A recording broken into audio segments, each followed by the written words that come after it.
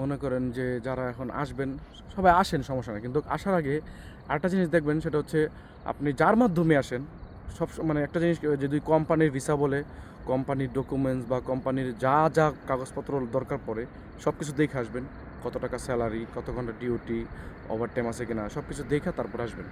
কারণ অনেকে দেখা যায় আনার পরে কিন্তু বলে যে কোনো একটা কাজ দিবে আইসা, এরকম অনেকে বলে, কিন্তু আসলে যে কোনো একটা কাজ দিবে এইভাবে যদি কেউ আসে, আনার পরে দেখা যায় আপনার একটা কাজ যে কোনো যে আপনি করতে পারবেন না, ওইটাই না আপনাকে দিয়ে দিবে।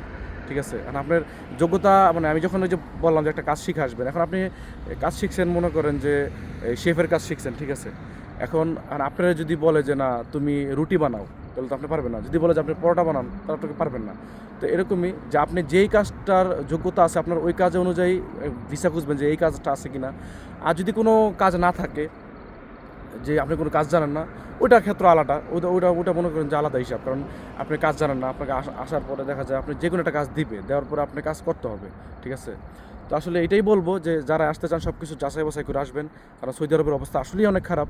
কিন্তু যারা ফ্রি ভিসা বলতে এখানে তো কোনো ফ্রি ভিসা নাই, ওই যারা এই ডাইনামামে কাজ টাজ করে ওনাদের কথা বলতেছি। আর হচ্ছে বিশেষ করে এখন যারা আসবেন কোম্পানি বিষয়ে আসবেন, কিন্তু একটু কোম্পানির যাচাই বাছাই করে আসবেন। তো আমাকে অনেকেই বলছে যে ভাই একটা ভিসা দাও, বাবা একটা ভিসা দাও, অনেক আত্মীয় স্বজনরা অনেকেই বলছে।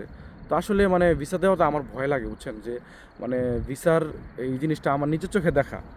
একটা লোকের আনার পরে কাজ দিছে, কাজ দেওয়ার পরে সে বলে আমি এটা করবো না, সে বলে ওইটা করবো না, ওইটা করবো না, তাহলে এই লোকটা নিয়ে কী করবে বলেন। আবার অনেকে আছে যে না আনার পরে ঘরে ফেলায় রাখে, আর কোনো খোঁজ খবর নেয় না, ওরকম ধরনের দালালও আছে। ঠিক আছে, তো আমি সেটাই বলতেছি যে অনেকের লোক আছে যে আপনার কাজ দিবে, আনার পরে কাজ দিবে, আপনি কাজ করবেন ডইলা, ভাই বিদেশে আসছেন কষ্ট করার জন্য, বিদেশে কষ্টই। এখন বিদেশে আনার পর যদি আপনার কাজ দেয়, আপনি ডইলা কাজ করবেন 1 মাস 2 মাস, দেখবেন যে বেতন টেতন ঠিক মতন দেয় কিনা। যদি বেতন ঠিক মতন দেয়, যে কোনো একটা কাজ দেয় আপনার বাইক, আমি মনে করি যে আর ডাইনামামে কোথাও যাবেন না, আপনি এই কাজটা করতে থাকবেন। তো এই জন্য আমি আসলে এইগুলো নিয়ে ভয় পাই, যে আসার পরে যদি কোনো কাজ টাজ না করে, আর এই যে সৌদিদের এই ঝামেলাগুলো হয়।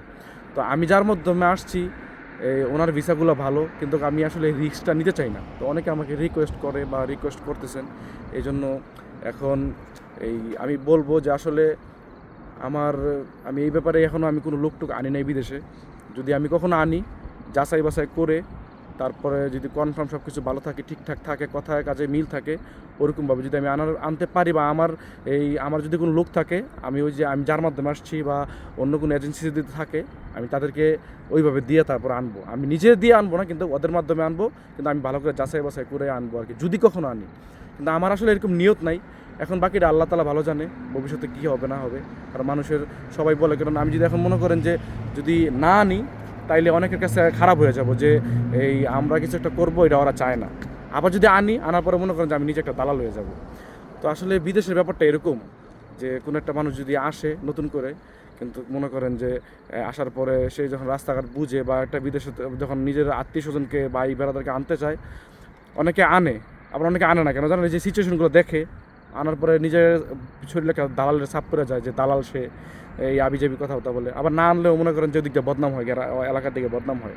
তো এই ধরনের ঝামেলাগুলো থাকে আর কি। যাই হোক, অনেক কথা বললাম। সবাই আমাদের জন্য দোয়া করবেন, আমরাও বিদেশ করি। তো সবাই অনেকেই বলছেন আমাকে ভিসার ব্যাপারে, ইনশাল্লাহ আমি মাথায় রাখলাম জিনিসটা, দেখি আমি ট্রাই করব। যদি এরকম ভিসার ব্যবস্থা হয় বা লাইন কার্ড থাকে, বা আমি যদি আমার নিজের আত্মীয়স্বজন দু একটা ভাই ব্রাদারকে আইনা যদি দেখি যে না তাদের মাধ্যমে সব কিছু ঠিকঠাক থাকে, ইনশাল্লাহ আমি একটা ভিডিও বানাবো ওইটার ব্যাপারে, যে আমি লোক আনবো বা কী আসে বিষয়, এই ব্যাপারে একটা ভিডিও বানাবো। ভিডিও বানালে তখন আপনারা বুঝতে পারবেন, বা তখনই যদি বানাই তখন আপনারা আমার সাথে নক দেবেন বা আমার সাথে কথা বলতে পারবেন, সমস্যা নেই। তো এটাই ছিল আমার বলার আসলে। তো সবাই ভালো থাকবেন, সুস্থ থাকবেন। আর আমার জন্য আমাদের এই প্রবাসী যত প্রবাসী আছে বাংলাদেশের, পুরো বিশ্বে সমস্ত প্রবাসীর জন্য দোয়া করবেন। আসলে প্রবাসীরা অনেক কষ্ট করে। আপনারা মানে আমি তো এরকম ভিডিও করি না, ওই ভিডিও করে যে মানিক মিয়া দেখছেন তো ভিডিও করছে, আসলেই মানিক যে ভিডিওগুলো দেখাইছে, আসলে এরকম বহুত এই আজনবী আছে কাজ করে, এত কষ্ট করে, আসলেই করে। আর সবাই যে করে এরকম না, অনেকের ভালো অবস্থা আছে। তো আসলে দুনিয়াটা এরকম এই মিক্সই থাকবে, তাই না? কেউ ভালো কাজ পাবে, কেউ যার যোগ্যতা সে ওই যোগ্যতা অনুযায়ী কাজ পাবে, এটাই স্বাভাবিক। তো আসলে অনেক কথা বললাম। তো সবাই ভালো থাকবেন, আর আমার জন্য দোয়া করবেন, আমাদের সবার জন্য দোয়া করবেন। আসসালামু আলাইকুম।